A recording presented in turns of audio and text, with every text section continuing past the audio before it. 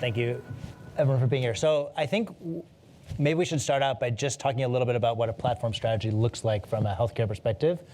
Sabine, I'll start out with you. From your perspective and what you're doing at Northwell, can you talk a little bit about what the platform strategy looks like or how you're thinking about that at your hospital?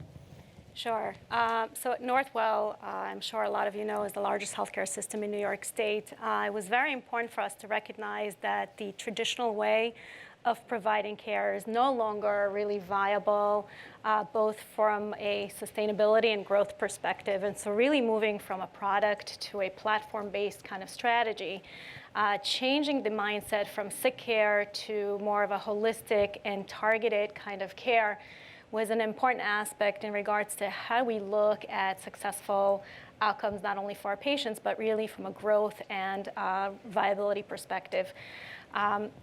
One of the things that we did in terms of understanding some of the issues that we had from a healthcare perspective is really looking at population health, but looking into data and making sure that the data that we collected would be actionable.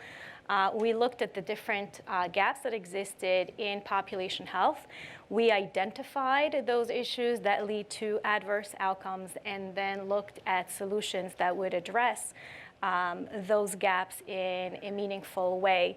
And the way to do that was by partnering up or creating your own kind of strategies at partnering with vendors that looked at disruptive technologies like artificial intelligence, machine learning, algorithm development.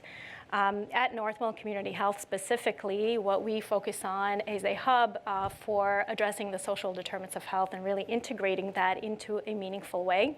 And that was one of the ways that we had looked into changing the whole aspect of care from a healthcare perspective, is changing the whole dynamic format of that and really leveraging digital technology, integrating both the application pieces of it and technology piece of it to create customized, personalized, end-to-end solutions that would impact the patients, individual patients, but also would impact communities in general.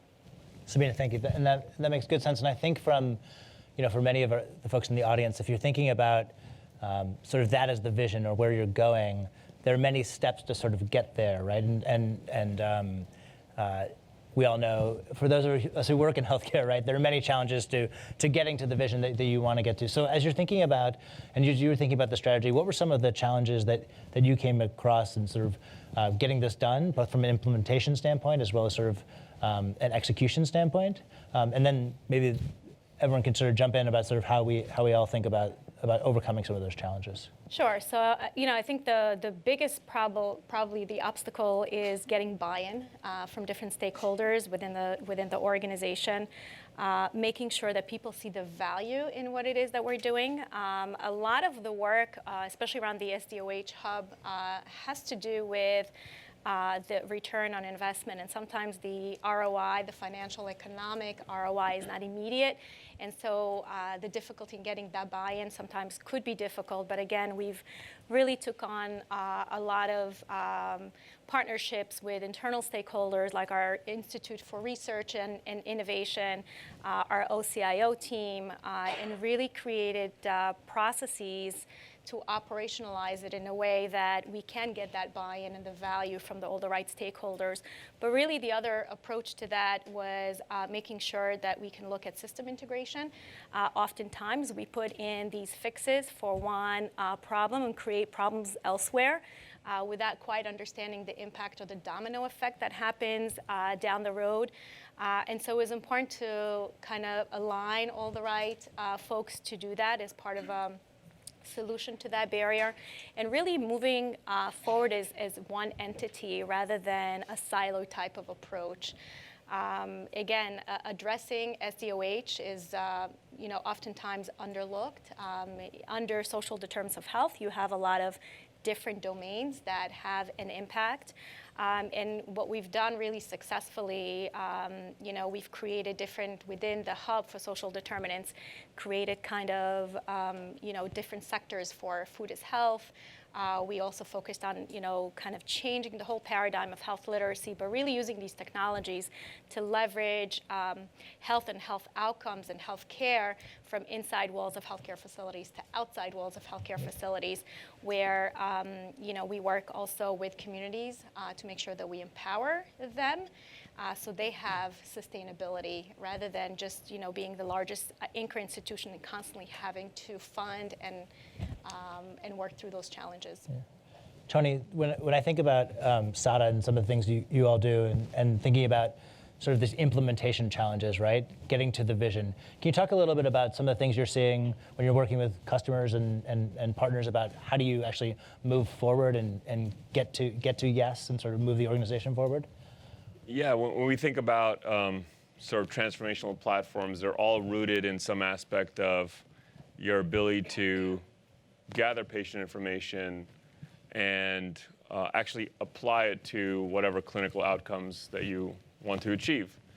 And so if we accept that that's the case, then I think the question is how. And part of the how is philosophical in nature, which is, are we going to be an institution that's determined to real transformational change by adopting patient data to achieve those outcomes? Are we going to be a thought leader? And I think we all in this room are here partially because it is a group of visionaries, a group of people who understand that it's not that healthcare is changing, is going to change. It has changed already, and that we're determined to being active participants in this sort of seismic shift that's taking place. So if there's a philosophical agreement there, then it's sort of, how do you actually do it? And I think the core of it is the strategy and the structure around management of patient data at the core. And for us, and clearly being biased in that we work a lot in this platform, for us, we feel like patient data truly has to exist in the cloud for it to be accessible and applicable at scale. And so the tactical part of how to do this, in our view, is really looking at where the data resides and how is it managed and who owns it, who has access to it. And a lot of organizations in their journey to the cloud are looking at it as a migration of infrastructure. We're going to take this stuff in the data center and move it in its current state to cloud, and now we're in the cloud. And I think what they realize is that may put you out of the data center business, at least in part, but it doesn't really produce the type of outcomes that is possible if the data is managed some other way. So a lot of the success we've seen is with customers who are willing to kind of part ways with the traditional limits of infrastructure related to cost and security and other aspects, and say, we're not going to move HANA from here to a hosted version of HANA on somebody else's cloud. We're going to move we're going to centralize the patient data and move it to BigQuery. We're not going to rely on our HPC cluster and maintaining that. We're going to let that die and use preemptive instances for really high volume processing of that information. And it's really the sort of the technical beginnings of setting the foundation of garnering the most insights out of the data. But that's really the easiest part to some extent, because I think getting that to a clinical application is the part that requires championing on the part of the CMIO in partnership with data science teams, with research teams, and really the brave clinics who want to go first from the standpoint of not being only afraid of disruption, but really want to be the disruptors of the way that things are done today. No, that makes sense. And I think one of the things, and Brett, I'll pass it over to you. One of the things we heard about this morning a little bit was about the idea of de-identification and making sure that sort of patient records are kept safe. And obviously, it's a huge component of any sort of thing when you're touching patient data. Can you talk a little bit about how you're seeing that conversation evolve, and what are the types of things that what are the strategies folks are employing to think about de-identification? Sure, David. Yeah. So, I mean, I think it helps to take a little bit of a step back and see, how does one actually realize a platform from a technical level, right? Because when we think about traditional IT, as Tony was saying, it's as much of a technical shift as it is a process, administrative, mental shift as well, right? So if you think about traditional IT infrastructure, it's evolved organically over a large period of time. People are kind of bolting on new components for different use cases. And at the end of the day, each component was designed to be kind of secure and compliant from the ground up. But when you look at the overall infrastructure, it's probably not being managed in the most efficient way, right? You have duplications of systems, duplications of data sets. I actually talked to one of, a partner, and they said, we did an internal audit and found out that there were 67 copies of the exact same data set within their IT environment, and they were being managed upwards of 30 different ways. So, when you move to a platform, it actually comes with a mindset of kind of slimming down your attack surface, if you will, and say, this is my platform. I built it up vertically, and vertically I mean you have your data layer, and then your application layer, your network layer, your identity layer. I think one of the panelists mentioned earlier that traditional network models are very perimeter focused, right? And it's like when you move to this platform approach, you get the ability to do a defense in depth approach. And then you can also build out the platform horizontally. So nobody's saying, you have to design in every component of the system from the beginning. You can add one identity provider up front and then add another one over time, as long as you create those interfaces. So, when we think about patient data safety, right, that's always the fundamental goal. But there isn't just one way to realize that. So, when we think about de-identification, it's kind of one step of that data level, the data treatment in the data platform layer. Sure. Sabina, so as the sole representative of the hospital and health systems up here, does this resonate? Does this make sense? Are there some of the challenges you're thinking from a security and compliance standpoint, implementation standpoint? Can you talk a little bit about some of the challenges you faced there? Sure, absolutely. Specifically, again, when we talk about population health and integrating both the clinical and non-clinical and building out the dashboard, it was important for us to go in and take a look at what currently exists.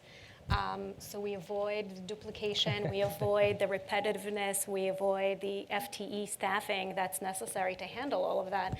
And we work very closely with our OCIO team to clearly understand where is this data currently residing and how to develop it going forward so we can extract it from the integration from the EMR into other systems that would provide us with valuable information and really actionable information. So I think we tend to create these processes where we don't necessarily think about what are we going to do with this information that would allow us to take concrete decisions and informed decisions in terms of what matters most and sharing it with the right stakeholders as well. From a security standpoint, obviously that is a great concern, especially when it's consumer-facing, when it's patient-facing. A lot of the technology that we applied from the AI chatbot, for example, we had to ensure that the security piece, the HIPAA piece was all addressed beforehand because it is going outside of the spectrum of the healthcare facility. And so those are real concerns and real issues that we had to address and overcome, and we did that really successfully by making sure that we collaborated with really all the right stakeholders within the Northwell system. But again, OCIO, legal, everybody had to be present in order to make sure that we heard everybody's concerns, and again, creating the right strategy to move that forward. And one of the things I think as systems move to a more platform strategy, I think it's challenging some of the internal capabilities, right? If you think about the capabilities of an organization that's primarily focused on delivering care, right? We're asking them to be much more, to have new skill sets and bring in new skill sets. Patrick, can you talk a little bit about sort of how your team has helped think about that and what are the kinds of things you do to help hospitals sort of engage in this new sort of world? You bet. Yeah. I think it's important to note that the paradigm shift from product to platform, if you will, you take a giant step backwards. At the end of the day, it's not considerably different than technology or other aspects of technology that we've faced within the healthcare setting. I think what is different is the fact that you have to be far more thoughtful in the beginning, which requires a fair amount of strong leadership and a leader that needs to be not only strategic, certainly decisive, but I think more important than anything else is inclusive as you work with a broader set of stakeholders or constituents, if you will. That is for sure it. I think the second piece is that you've got to stick to the script. I think in part of being more thoughtful, we tend to sort of take a very methodical approach in terms of thinking about planning and prepping and programming. So in other words, you think about it and you say, okay, we don't even talk about technology in the beginning. We think about what business objectives are we trying to solve for, and then from there, everything, right? Technology is simply an enabler in order to get you there. But we got to be very thoughtful about that in the beginning. The prepping piece is very simple. It's building out your foundational elements of cloud, and what does that look like? And we generally look at 6 elements from a foundations perspective. And then the programmatically, it's looking at building out larger programs, PMOs, standing up a PMO and helping with that regard. So, it's those 3 things of, planning, prepping, and programming. And then from a resourcing perspective, it just depends on where you're at in the journey. We may get called in and asked to be the pinch hitter, if you will, to help with a specific skill set, right? So if they need a data scientist, we can help with that. If they're sort of in the midterm planning and they're saying, hey, teach me how to fish, we can stand up a COE and look at building out sort of a bot COE. There's been a number of cases where we've done that. Or if it's long-term planning, it's thinking about, right, how you sort of stage the current and future state and then building your transformational plan to get there. Makes sense. Can I chime in for a second? I just want to emphasize that the planning philosophy at the beginning is what's going to be the driving consideration going forward, as Patrick was saying, right? Like you can build the platform for external data usage, for internal data usage, but what you choose the purpose of the system to be is going to have a large effect on how it can be used and how easily it can be used in the future. So going back to the question of, how can hospitals and health systems take advantage of technologies that they may not have expertise in, right? And it kind of goes into whether that is the guiding philosophy behind building the platform. And I think public cloud is a great example here, right? Cloud providers are providing services for analytics, AI, ML. My team works on de-identification of data, like free text and structured text. But you kind of have to build the platform knowing that you might want to take advantage of other people's or outsource or partner solutions going forward. So, building in standard data formats, building with standard APIs, building an identity layer that can communicate with different teams and different institutions. These are all kind of decisions that are technical in nature, but more foundational, right? Like you can build them multiple different ways, but knowing that that's something you want to enable upfront is going to be much more important. That's great. If I could add to that, I think something that's certainly new in this paradigm is the cloud-native technologies, which are sort of pay-as-you-go, pay for what you consume, have created an environment which moving fast, but starting small is possible. Mm-hmm. And I think the most successful sort of organizations that do this create a culture around this and almost an innovation machine where they try something for 6 weeks and maybe spend $5,000 on that, as opposed to just taking a waterfall approach to a grandiose project with a fixed 3-year plan and all this sort of upfront investment. I think a lot of what organizations are doing are maybe something that is being done for the first time. And it's really hard to right-size the level of investment and resources required to do things like that. But that's part of the beauty of cloud. It's consumption economics, and it makes the sort of iterative process much more easy to execute. And that in and of itself is probably a new theory in the healthcare space in many ways, right? At least for many folks. Sabina, turning back to you for a minute, I know Northwell's doing a bunch of work around conversational assistants and figuring out how to use conversational assistants to connect patients to caregivers and back to the overall health system. Can you talk a little bit about that project and what you're doing and also some of the learnings that you've brought out from that? Sure. So I think, as we look into consumerism and really what matters to the populations today, a lot of people want to be able to reach out to the doctor without necessarily being physically there. But we also knew that there's a lot for us to learn in between visits, and also learning about some of the issues that our patients are experiencing. And so one of the things that we've done is we have an arm, a venture arm at Northwell, and we've partnered up with or invested in a company that was a startup really utilizing artificially intelligent conversational chats or chatbot technology. And we really utilize this type of technology to reach out to our patients post-discharge. And obviously, it's a cohort of vulnerable populations that we reach out to. We actually, obviously get a consent from them to ensure that these conversations will be done through either text messages or emails. And we're able to reach out to them in a very personalized way.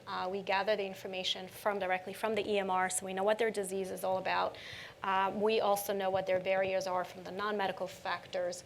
And we're able to kind of use that information to reach out and basically say, were you able to get to your physician after discharge?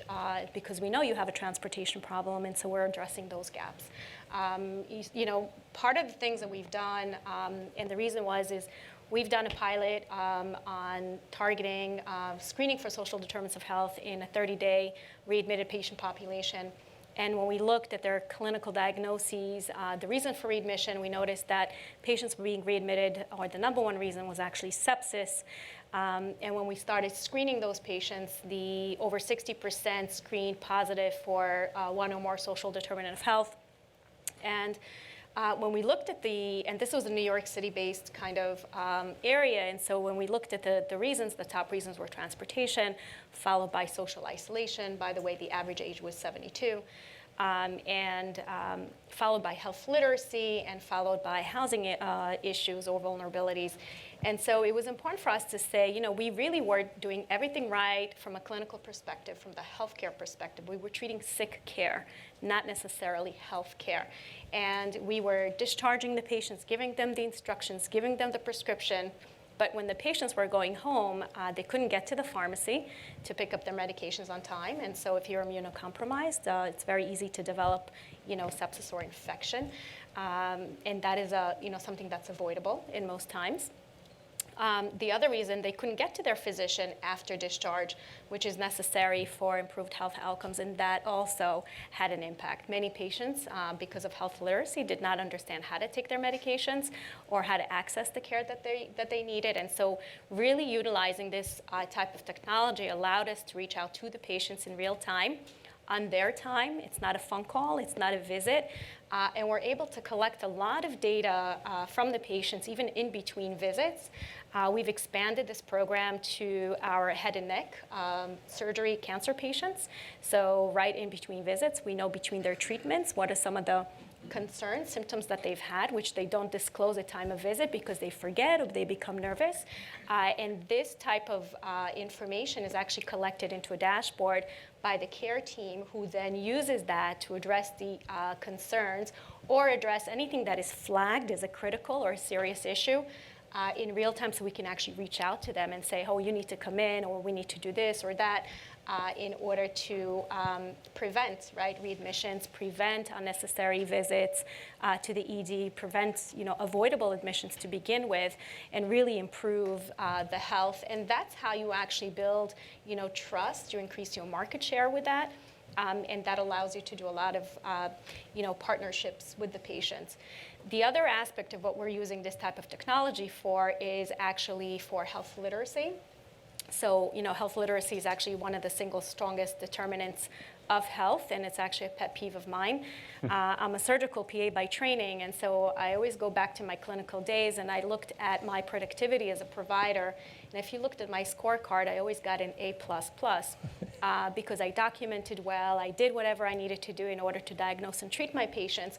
But yet, if you were to look at the outcomes of my patients, I would probably get an F.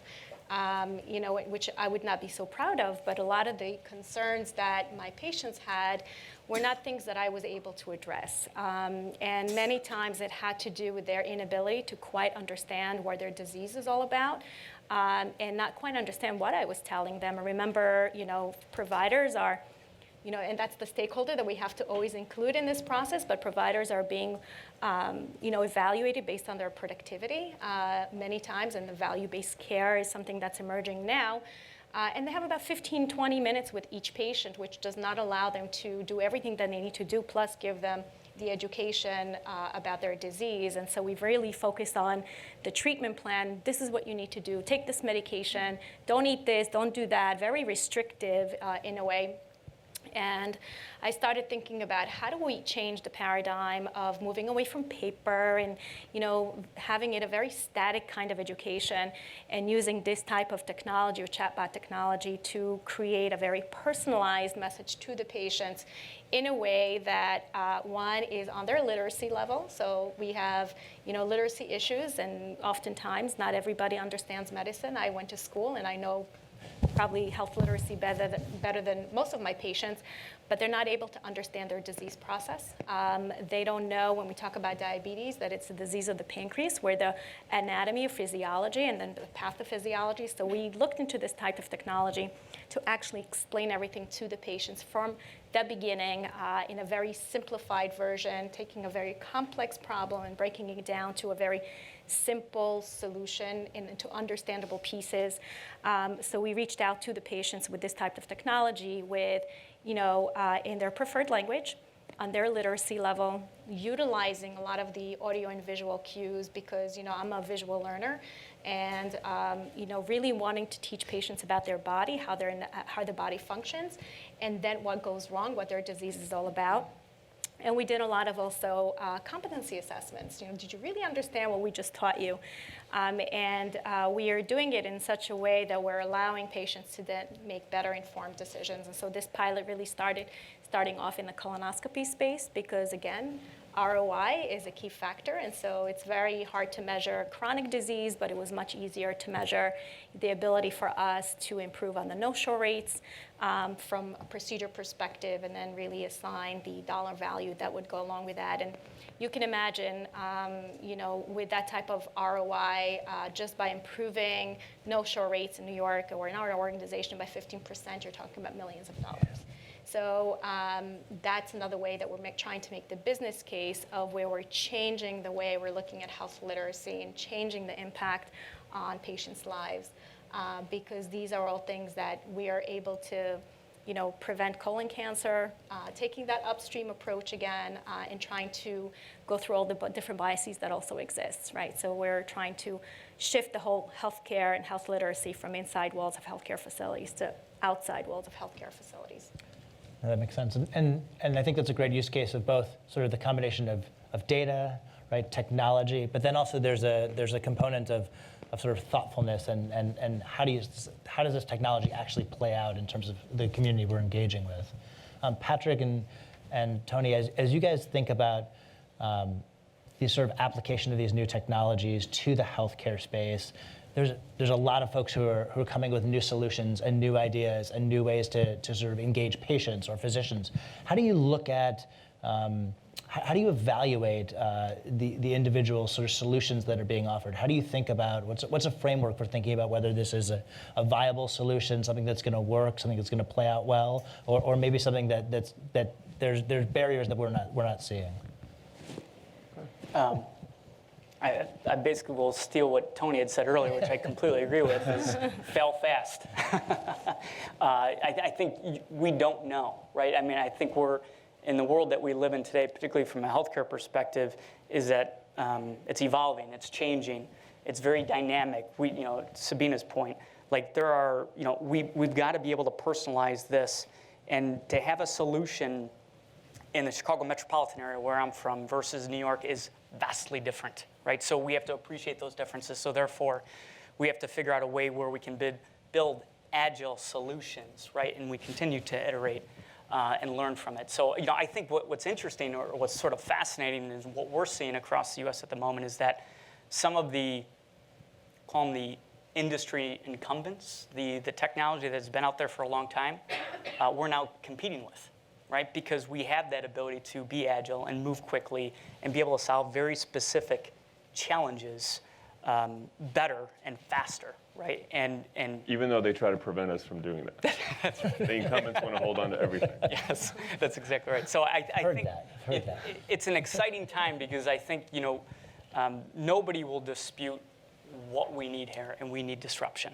right? We have to encourage the disruption because that will allow us to change as we need to here in healthcare. So I'm encouraged.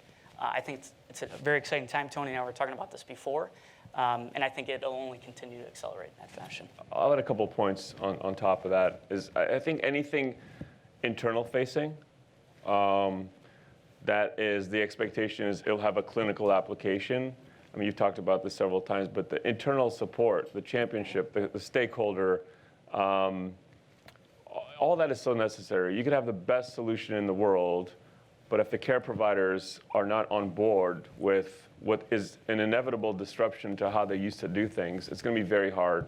So again, CMIO, hopefully with some MD credentials to have the credibility factor with actual, physicians and nurses is really important. And I think projects kind of live and die on that vine that are internal facing. I think external facing to patients is really interesting because as you were talking about that, I kind of imagined like what the mobile experience would be like. And as you look at sort of the work that we do, and I'm sure it's the same for you guys, when you're producing applications today, they're business applications, but have some consumer users. The expectation is that those applications work like Instagram works. Right. So the level of UX work and the UI, the attention to UI, you can't just put something that looks like, Epic or Cerner and give it in the hands of consumers and expect them to ever use it. They've been spoiled by, the Facebook and Instagram and the Google and the Amazon experience on their mobile phone, which is, even if it's a business application, they want it to work like Instagram.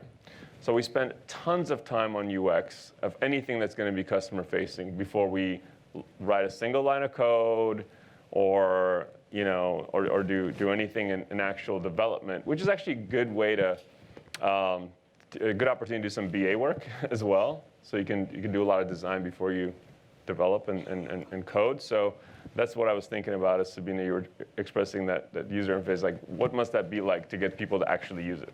It has to be like Facebook. The UX, super important. The other thing too that we often talk about with our clients, particularly the inside of the traditional health systems, is that it's not about the tech, but it's about the change management piece and the importance in focusing on that, because that, at the end of the day, is really what we're here to do, is really motivate and look at what's in it for me, or asking that very fundamental question of what's in it for me so that we can drive that change. Yeah, I think the missing link to many parts of the processes we put in place, we forget about the patient experience.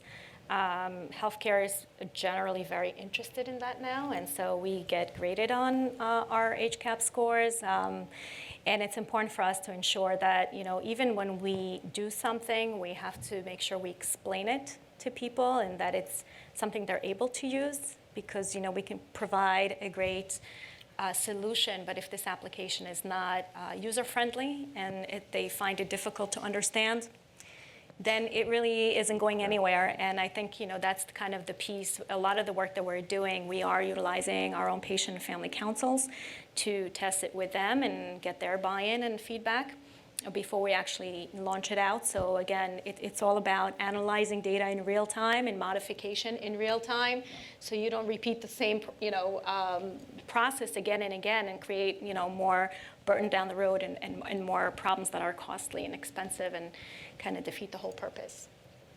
So we talked a lot about, make sure, if there's any questions, please jump in. We talked a lot about change management and sort of the internal change management processes. Do you feel like some of the challenges perhaps with sort of evolving and technology have begun to become less challenging internally from a health system perspective, or as you're working with health systems? I think there's always been a theory that this has been very difficult because of sort of the structure of health systems and the sort of and sort of traditions of maybe not the best user experience or technology from within the health system. Do you feel like that's changing? Do you feel like those conversations are changing, or you still feel like you're having the same conversations about the role of technology in healthcare? So I think everybody recognizes the importance of technology or digital technology in healthcare, and I think there's a lot of buy-in now, but I have to say there's a lot of vendors out there always knocking at the door and not necessarily understanding the challenges that we face, because it's really from a customer perspective, right? We hear from what matters most to our patients and the communities that we serve, and really coming up with solutions that would go hand in hand. Again, many times and oftentimes we would use these great platforms. We would go out and we would say, this is what you're offering you, and this is what you should do. And that's not what's important to them, right? And again, it's important to be able to look at digital technology, but in a way that adds meaning. We had looked into the whole chatbot technology and smart technology, especially with our vulnerable populations, and we looked at the data, which interestingly enough, that even those with low socioeconomic status had access to smartphones. Even the elderly had access to smart technology one way or another, which everybody says, oh, but people don't use it. They don't know how to use an iPad. And I have to tell you that the average age for us was like in the 70s, where they use iPads and smart technology. And so the need is there. I think there is a lot of buy-in, but I think it's just important to understand which partner is the best partner for you. Thank you for sharing some very practical examples. My question is, can you share some adoption numbers, or in terms of how widely is some of the solutions you talked about as far as social determinants? Can you share some adoption numbers? So we're, in the process right now of integrating the screening questionnaire into our clinical systems on the inpatient side. We've done different pilots. And again, with every process, there's different challenges. So if you talk about the provider engagement, it takes time for them to see the value in that. What we've done really closely, for example, in this space is developed a very robust SDH education module that was kind of facing towards all of the internal stakeholders, but also external stakeholders like the medical school and nurse practitioner schools and PA schools, because it was important to educate the next generation of providers that this is important. You're going to have to embed that into your clinical practice. But the idea was to ultimately say, how do we, what is the actionable on the provider side, and how do we minimize the amount of time and energy they have to spend on this, because we know how busy they are, without doing too much, right? So one of the things that we noticed as part of our pilot sites is the idea where we wanted to screen all of our patients, inpatient population. For example, for the social determinants of health, we really worked very closely with nursing, looked at their assessment tools, because we didn't want to add another burden to them. We removed those domains that existed in their profile already, which they didn't find, was just a domain. We replaced that with scripted questions, which we again standardized the questionnaire across the system, so it doesn't matter where you come into Northwell. It's the same question whether you're inpatient, outpatient, or you're coming into the ED. So standardization and a system-wide application of this was very important. But we heard, for example, some of the struggles, and we put modifications into that to make sure that every stakeholder was happy with it. So with the providers, for example, one of the things that we're looking to do is work with them on documenting the problem list. But what we do also is on the policy side, we recognize that once we have that documented, we work very closely to assign the necessary Z codes or the ICD-10 codes that go along with these non-medical factors, and worked with Greater New York and DOH, as a committee member, to ensure that we provide some proposal changes to the ICD-10, because they were just to those particular Z codes, because they're not, specifically depicting what it is. But the idea was, let's incentivize, right, healthcare institutions. Let's partner up with third-party payers and make sure that as we work on this dynamic and partnership, that everybody has a stake in this, right? It's not just about us providing the care, but it's also about CBOs, and it's also about third-party payers coming together. And so the idea was when we heard from DOH, CMS, and others, they lack the data in a meaningful way that they can actually, put recommendations in place in terms of how to change the whole payment model. So again, we work very closely with the different stakeholders to ensure that part of what we hear from the numbers that we saw and part of the surveys that we've done is to ensure that, we put processes in place that they can get the buy-in and we can get the overall foundation put in place and make it work. Hey, so another question to Sabina. First of all, I really salute the way you handle health literacy. I think sometimes it's majorly overlooked. I'm curious about two issues. One is you mentioned ROI. So how do you show that in other domains? And the other is, and this I've heard this and it blew my mind from UCSF, where they actually try to support cancer patients in delivery of information, where sometimes the doctors are resistant because they say, well, if the treatment has such low probability of actually working, maybe we shouldn't tell the patients about that. So do you meet any pushback around these topics, the ROI and the patient empowerment, if you will? I have to say Northwell is a great organization when it comes to being a proactive organization and looking at ways to really implement things that make a difference. I have to say that the providers we've engaged with, both for the health literacy part of it and in the other, we actually have providers, coming in, we want to do this and we want to do this. So there's a lot of provider engagement around reaching out to patients using this type of technology. And there is different types of platforms using this type of technology as well being built for different domains or different areas like mental illness and addiction medicine. We have not had a lot of pushback from the providers. So I think, maybe it's just the type of people that work in Northwell. That's our culture.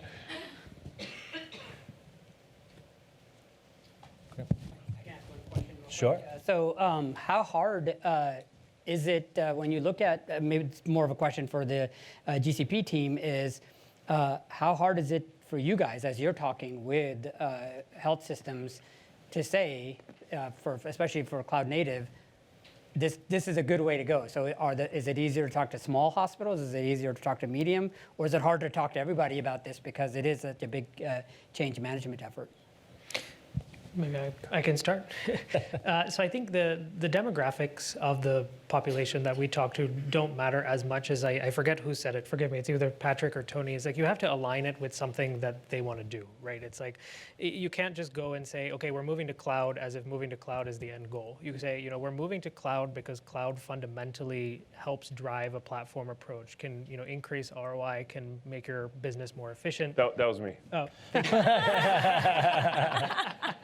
It can give you capabilities that you don't have before that align with things that you want to do with your business or your standard of care or your patient engagement or your patient happiness and satisfaction, right? So, the conversations that we have usually center around, why can cloud help you, or why can this new platform approach help you achieve what you want to achieve, more so than treating that as, do this for the sake of doing this. And that tends to make the conversation go a lot more smooth. We get a lot more buy-in. The users are more satisfied with the outcomes. Are there any places where you went where you told them this wasn't the right move? I mean, because what they were trying to do was more internal facing, and that's why. So what does some of that categorization look like where it does have a value pretty quickly? There's always a different scale of doing things, right? So it's like in general, any move or any transformation, whether internal or external, has a cost, right? So it's like these customers are often either looking to make their systems more efficient because their data centers are aging, in which case you can have ROI pretty immediately by moving to a new system and recognizing the long-term benefit of that, or they're looking for a new capability, either internal or external. So you can have the new capability by moving to this new system, but there's just like any technological system, there is a level of effort, and you always want to make sure that the level of effort is either equal or less than the benefit you get out of it. Right. So if you're thinking about how do I improve my overall patient experience, right? There's a number of different ways to go about that, right? And the actual execution of that task, the improvement of patient experience, is going to have a cost no matter what you're doing, right? And so the question is, how do you do it in the most efficient way and effective way? So I think there are cases where, moving to the cloud might not be the right choice there. But I think for many folks, as you're thinking about new ways to engage patients, as you're thinking about new ways to promote physician satisfaction, even just from an operational internal efficiency standpoint, there's a lot of areas where folks want to do more advanced analytics, where they want to do more, get a better handle on their data. We heard about that earlier. And I think in those type of situations, there's a lot of value in thinking about how do I do it in sort of a more modern way. Right. Makes sense. All right, great. Big round of applause for our